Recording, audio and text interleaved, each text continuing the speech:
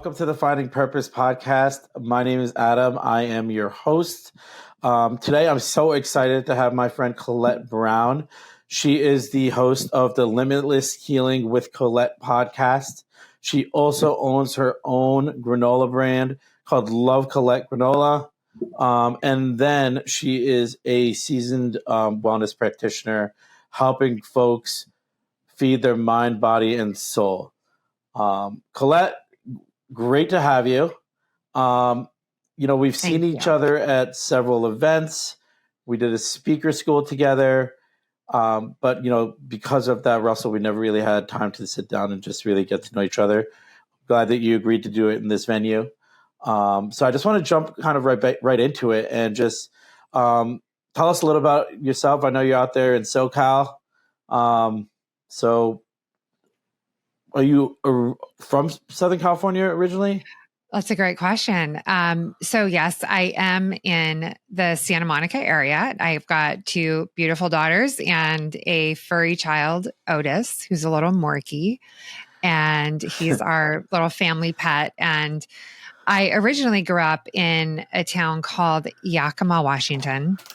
So I was in the Pacific Northwest, and it was a little town. So it was small town vibes, but my parents were born and raised in California. So we always visited Los Angeles, and I much preferred the sunny weather over the cold weather. So I moved, and the rest is history. I've stayed, and now I'm ready to get out and get back into the Four Seasons and be closer to other family.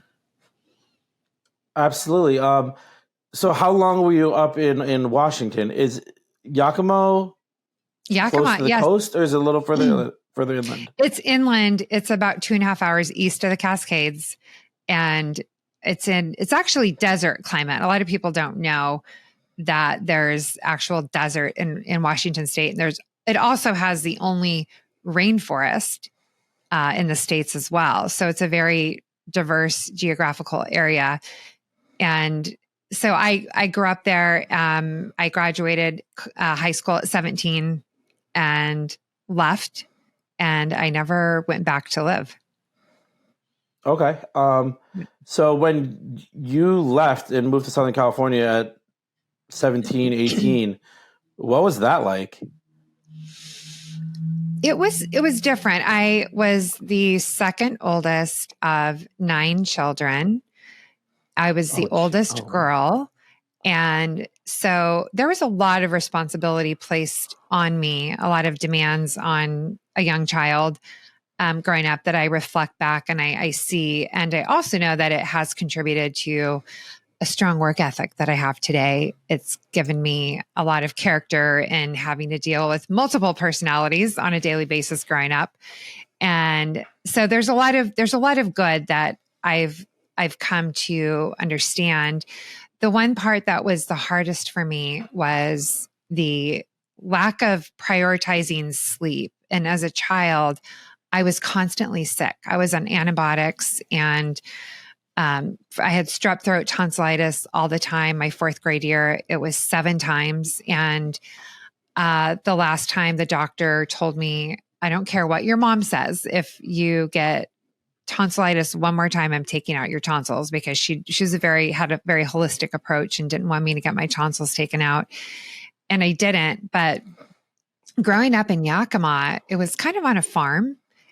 We had horses and cows. We butchered 1 cow a year to feed the family. And we had produce around us. So it was very natural. And I was receiving the microbiome of the earth, that my microbiome and my ancestral DNA, which we receive when we go through the birth canal from our mothers, was washed out because of all the antibiotics. It completely wiped out my defense mechanism. So in Yakima, I was healthy, but when I went away to college is when my health problems started happening, and I nosedived down, and I began to develop chronic symptoms. I had cystic acne, arthritis, my early 20s, brain fog, lethargy, IBS. And I struggled for a very long time until I finally got the answers.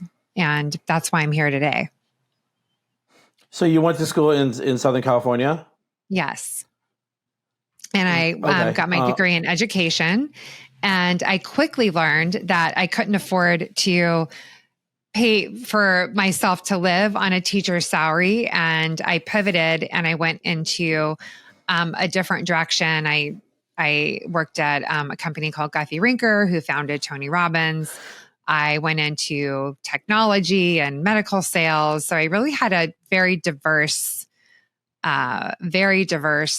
background in coming to my adulthood after college. Yeah, that's awesome. So like you leave Washington, you come to LA, you don't have the defense mechanisms to stay healthy. Mm-hmm. Under those circumstances, how was it like socializing with others?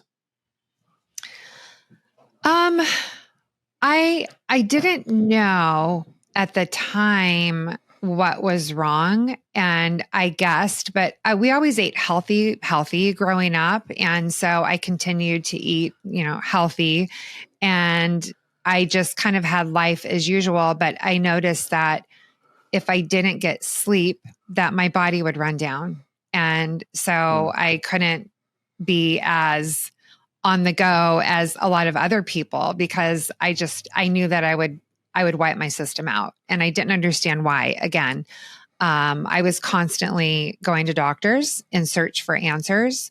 A lot of people weren't. They were just living normal lives and doing normal things. And so if I did other like normal things, like other people, like stretching it a little bit, I would just go downhill really fast.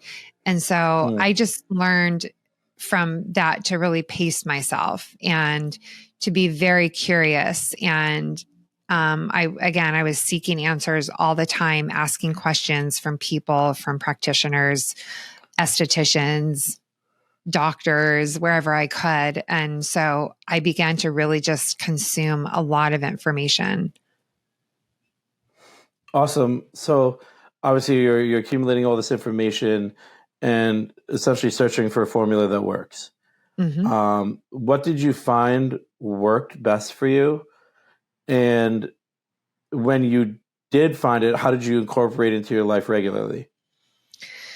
So I tried all kinds of things. I had a doctor to tell me not to eat raw vegetables, only canned vegetables. I had another one tell me to eat gluten-free. I had one say, do the white diet.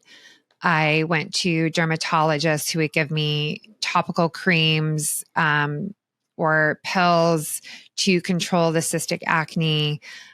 And it just, nothing ever worked long-term. It was just a Band-Aid. And Western medicine today, I really believe in it, and I think it's necessary. And I also think that it is just kind of it is a Band-Aid in a sense of when we do have chronic problems, we need to get to the root of the problem. So when I learned about functional medicine, I wound up in a hospital twice within 1 month in the ER department. And the second time I was I had 3 different opinions from 3 different doctors, all of them with conflicting information, and nobody knew what was wrong. So I understood that I needed to really dig in and listen to my inner voice and make a decision on what to do, if I have surgery, if I don't. And then in walks a nurse and she whispers in my ear, "Hey, Colette, I think you have something called leaky gut, but I didn't tell you because I could get fired for giving medical advice."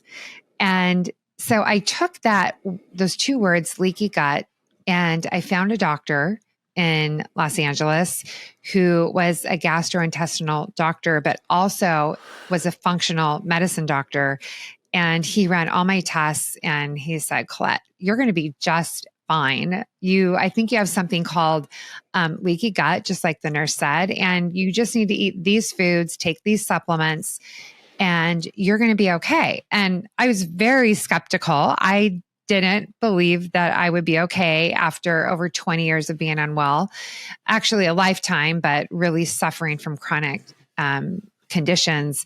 And so I started eating the way that he recommended. I started supplementing, and within 30 days, everything just started to clear up. My skin started getting clearer.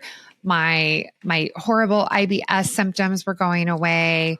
My lethargy and brain fog were disappearing, and it was just a new veil was lifting. It was a new world was being exposed to me.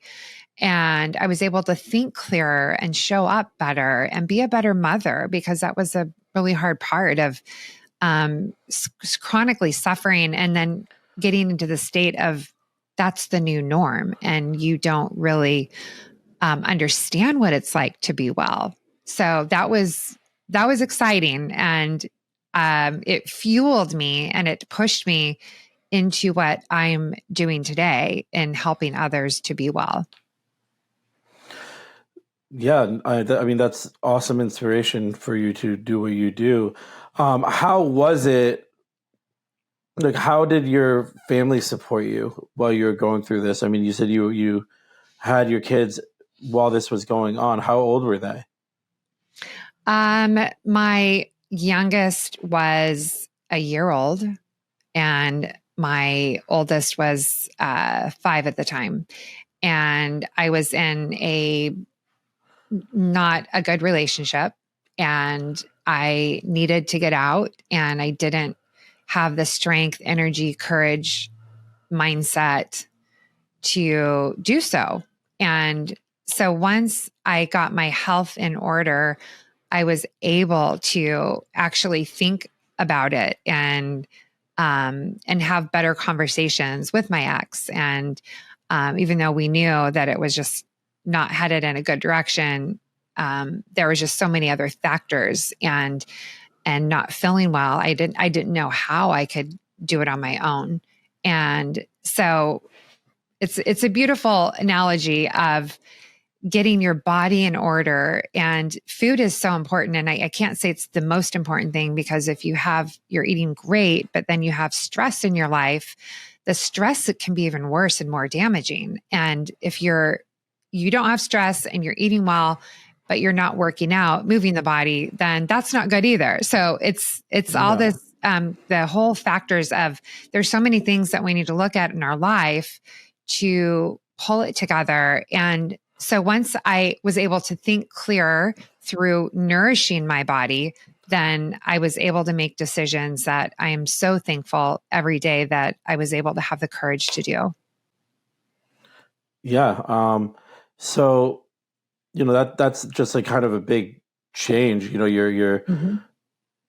starting to heal internally with your illness, and you're leaving a relationship that was volatile. Mm-hmm. Can you talk a little more about that? Yes.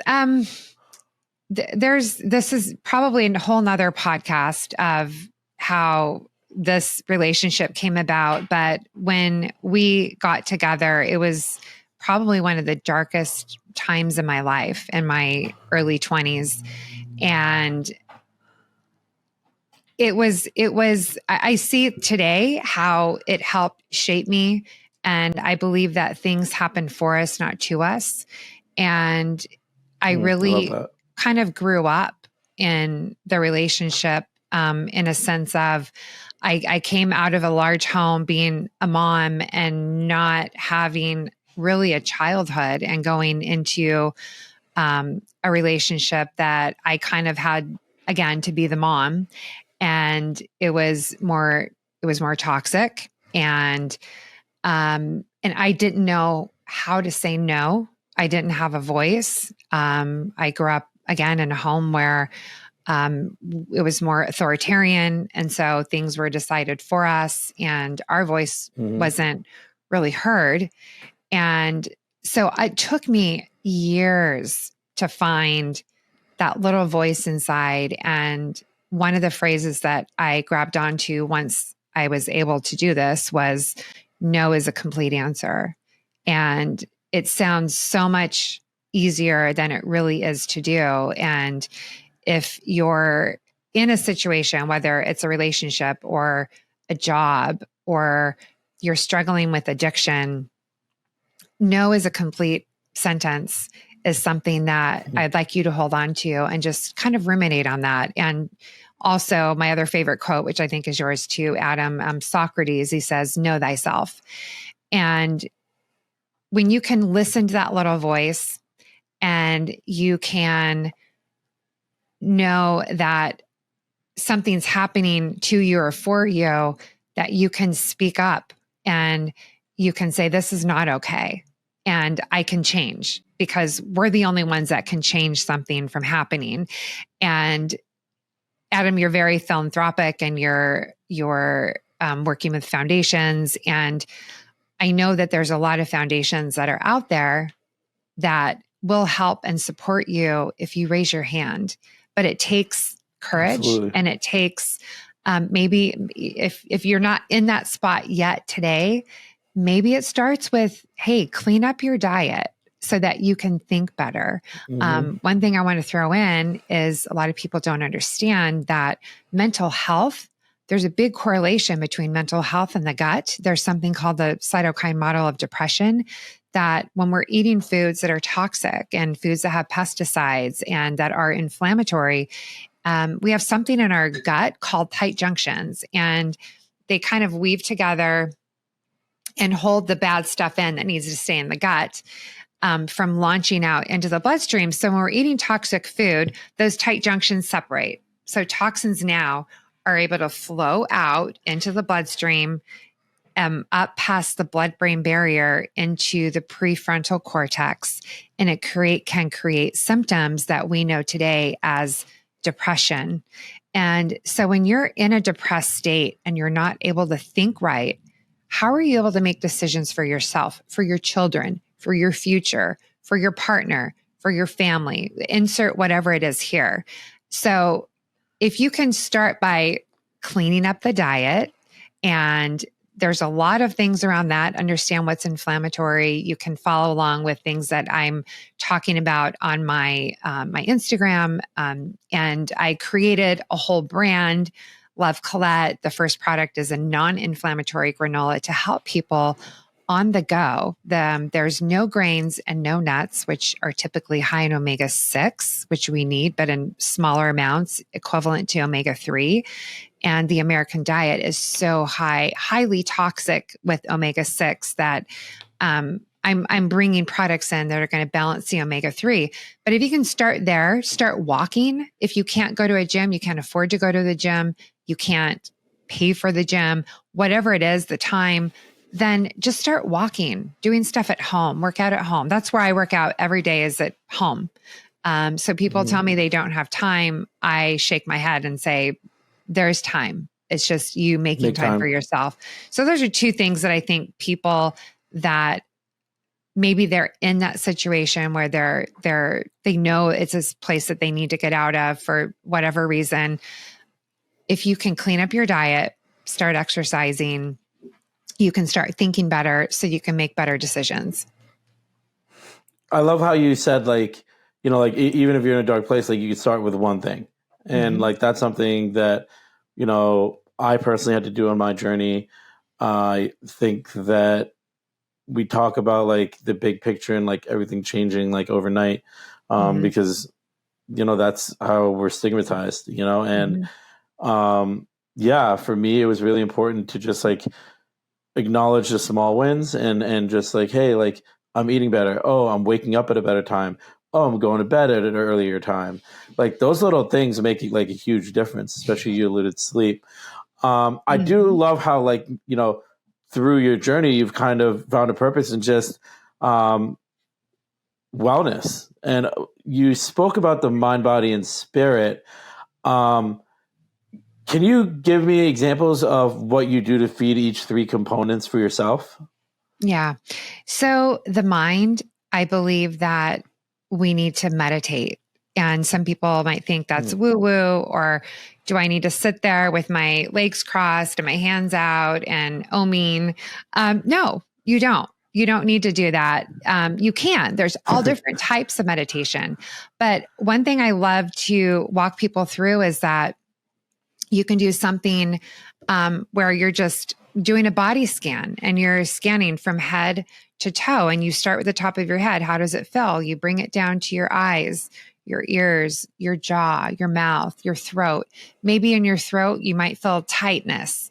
And in that tightness, just focus energy and just breathe into it and just kind of disseminate it, and just until your body is feeling better, and then let it go down to your shoulders. And maybe you have some more stuckness in your chest, and breathe into that. And the other thing that I like to tell people to do is mindfulness. And it's just being very aware and present in your body.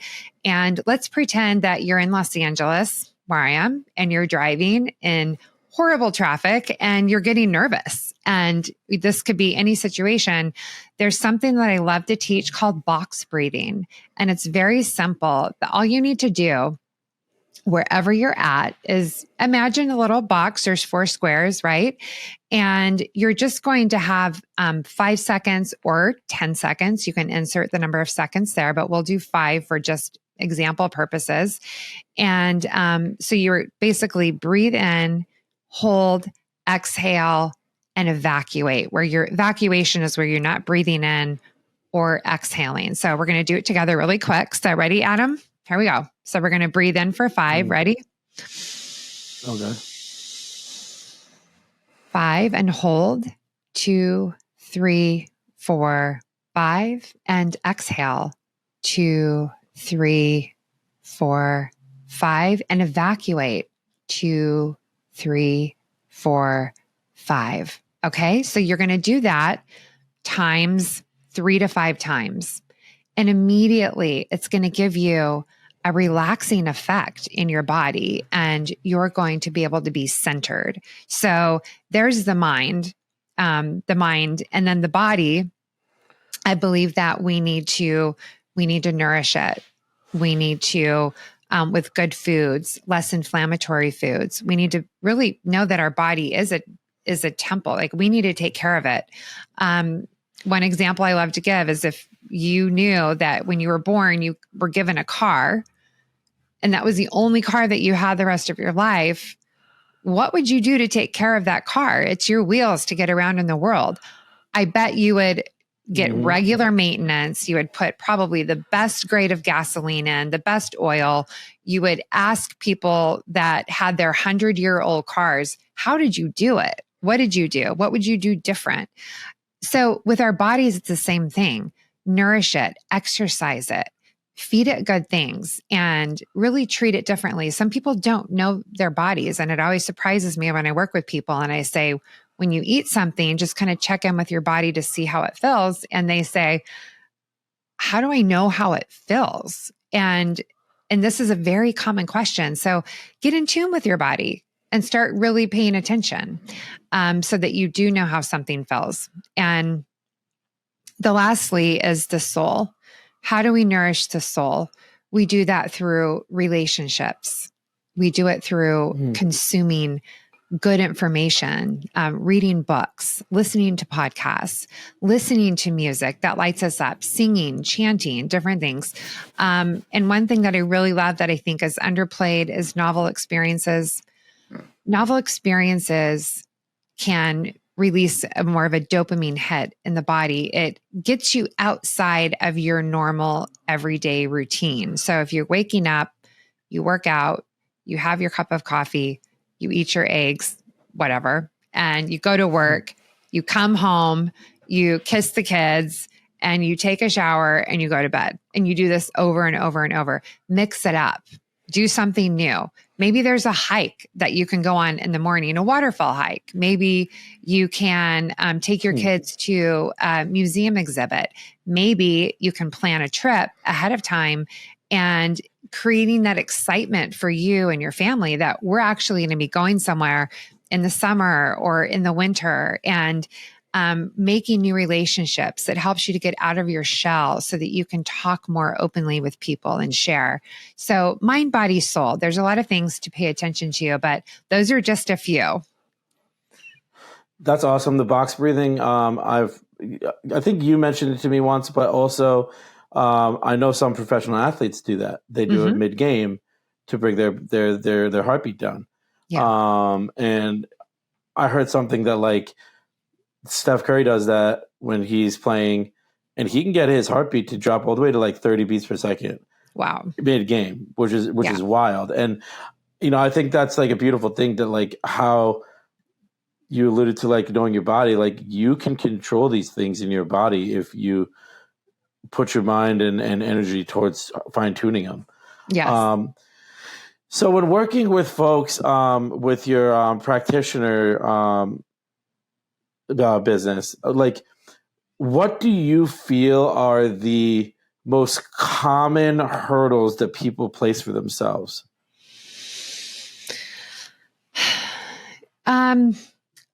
The one thing that I noticed over the years that I now, working with people, drive into them before we start anything is knowing your why. A lot of people don't know what their why is. And if you're listening and you don't know, you might say, oh, I want to lose weight. I want to get married. I want to have kids. Why? And there's a drill that I have people do. So if you say, I want to lose weight. Why do you want to lose weight? Because I want to look better. Okay. Why do you want to look better? Because I would feel better about myself. Okay. That's number 2. So if you feel better about yourself, what would that do for you? Number 3, it would give me more confidence. Okay. Well, why do you want more confidence? Because I want to meet somebody. I want to have a partner. Okay. Well, if you had a partner, so this is an exercise. So, right, take a piece of paper, knowing your why, 1 through 7, put your why at the top, drill into it. And I can tell you that you've reached number 7 because most people are crying by the end because they've never allowed themselves to dream so big or to drill in so deep into understanding what's in their life that they want so deeply that now they have a goal, they have a foundation. So when I say, hey, Adam, I know you're not going to like this, but for 30 days, I want you to cut all grains, all dairy, all sugar, all legumes and beans, all soy products. And you look at me like I have 2 heads and say, how do I do that? And I'll say, we're going to do this because we're going to clean your body out, and we are going to do a reset, and you're going to understand what it feels like when you're eating foods that are not right for you, and how it makes you feel tired, and it gives you brain fog. And we're going to do a complete reboost. And when you have those moments of, I don't want to do this, this is too hard, then I'll ask you, what's your why? And then you can reflect and have something deep to go into and grab onto. So I would say that is probably the number one thing that I've learned through the years is what trips people up the most is not knowing themselves. Know thyself. Yeah, no, I mean, that's, I think, our slogan. So as a mother raising 2 daughters, how do you incorporate that into motherhood? I mean, obviously, like you know, they were around for some of your struggles, and obviously part of your relationship. And how do you lead them down this path where it's healthy living but purposeful living as well? Such a great question, and it's something that might make me tear up a little bit because my girls are the reason that I got out of my relationship. I did not want them to see that it was okay. That's something that I didn't want to model to them something that I didn't believe in. And I'm thankful for them because really, if it weren't for them, like I could have kept going myself, and I didn't have it in me to walk away. But I did it for them. And so and with food, I feel that my girls grew up eating the way that I eat, because I learned how to eat less inflammatory. So if you were to ask them, how does your mom eat? My younger daughter has a comedy routine about how I eat air, but we know it's a joke, because I eat everywhere I go. There's something that I can eat, but I'm just eating less inflammatory. And so that's a gift that I've given my children. They don't have to guess. And when they start feeling off, and I have a daughter in college, she'll call me and say, Mom, my stomach is hurting. And I know that I just had, pizza too much this week, whatever. And I really need to eat clean. Like, she knows exactly what to do to get her body back. And so they're going to be healthy longer. They're not going to do like I did and develop arthritis in their early 20s and have the IBS and the cystic acne and all the other things that I received so early. So when it comes to children, I believe that let them inspire you. If you don't have a voice of your own, if you haven't learned how to say no is a complete answer for yourself, we sure can do that for our children. So maybe start by doing your why and looking at your children like, I'm their example. I'm their guiding light. What do I need to do on a daily basis? What are my non-negotiables? My girls know that I go for cold plunges weekly. I work out every single morning and stretch. I meditate every single morning. I eat clean. I do intermittent fasting. And people might think, oh, you're just, it's just a hype and you're on this craze. And no, this is proven. Like, I know that how my body feels, and it's not something that I did overnight. Things have added on continuously throughout my lifetime, especially since that hospital visit where it just changed me, and I learned about leaky gut and what did that mean to me. And I never wanted to feel like that again. And people say, how do you do it? I don't want to go back there. I'm not going back there. And so if it means making some quote sacrifices, which I don't miss things that I used to eat, then so be it. I want to be healthy, and I really don't care that I'm missing out on things that other people are consuming on a regular basis because I feel better. Yeah, no, absolutely. I mean, there are always going to be people who are like, oh, like that's just a trend.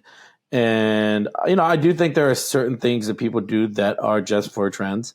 But I think there is the health value in it also, for just like the cold plunges. And obviously, like, I love to meditate, and meditation for me is something that I never thought I'd be able to wrap my head around, because my mind was always racing, and I'm a stubborn person also. But the more I meditate, I feel like the more open I am to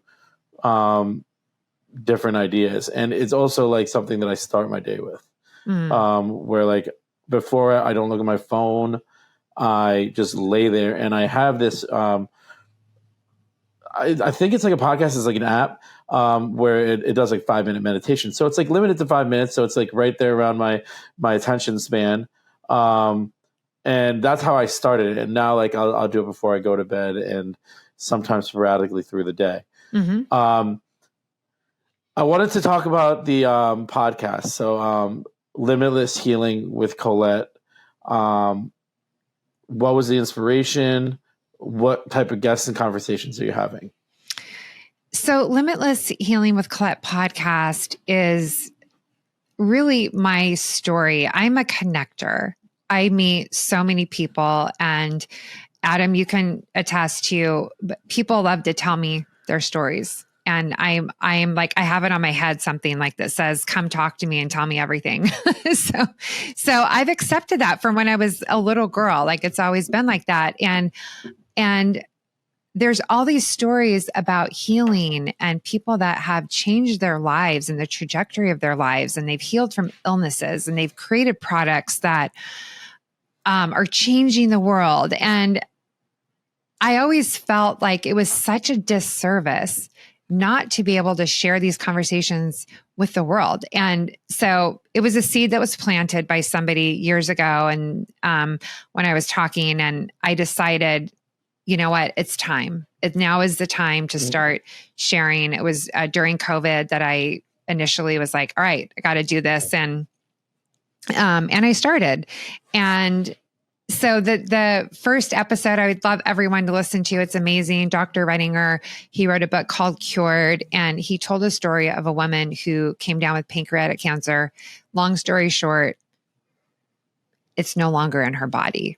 And we always know that pancreatic cancer, it's not if, it's when. So that was the first time I heard that somebody could survive pancreatic cancer. And he gives the pillars of how to be well. So he's just the first. I'm over 100 and I believe 40 episodes now later. And I have just had great conversations with people that share how to heal. Kaylee Zaytouni, she overcame multiple sclerosis after having it for, I think it was over 20 years. And so just stories that can inspire people that they too can change, and tips on how they can change and what to look for. And then I have little snippets for people in their health journey where I just share small episodes about what to watch for, how to be well. I love that. And I love that you found wellness as your purpose, and how not only do you share it with your family, you share it with pretty much everyone you meet, because that's the type of energy that you bring. I thought it was amazing that you had your daughters at the conference a couple of weeks ago, where you could just see how proud they are of you, which is really, really moving, especially given the big things that you're doing currently. I do like to close with a rapid fire question. And what advice would you give to someone just starting out in their journey to finding purpose? Adam, I'd have to go back to know thyself. And that it seems so simple, but how do you show up in your own personal integrity? How transparent are you with yourself, with others? Really understand what you're doing in this world, because we all have purpose. We have deep purpose and we have meaning, and we're all given different gifts that we need to give back to the world. What is yours? And if you don't know, maybe you can start talking to people that know you and say, when you talk about me, what's something that comes up for you? What do you know? What do you notice? And so really know thyself and see what that means to you, and explore your passions, what you like to do. And if you can't do it full time, start it part-time. Start it 30 minutes a day and really put emphasis on it. Maybe it's during meditation that you focus on that, but that to me is where to start. I love that, Colette Brown. Know thyself. Please share with my audience how they can get in touch with you, how they can secure some of your Love Colette granola. Yes. And there you go. Yeah. So my product is Love Colette, and the first one is granola, and you can find it on Instagram at lovecolette.love. And my personal Instagram, which is also business, is Wellness by Colette. And you can also go to my website, wellnessbycolette.com. In my shop is where you can order the granola for right now. Shopify is coming soon. And you can also order it in on my lovecolette.love Instagram page in the shop there. Yes. Awesome, Colette. Thank you so much. I got to pay you a visit out there on the Best Coast, right? Yes. Yes. Thank you, Adam. I really appreciate it. I appreciate you.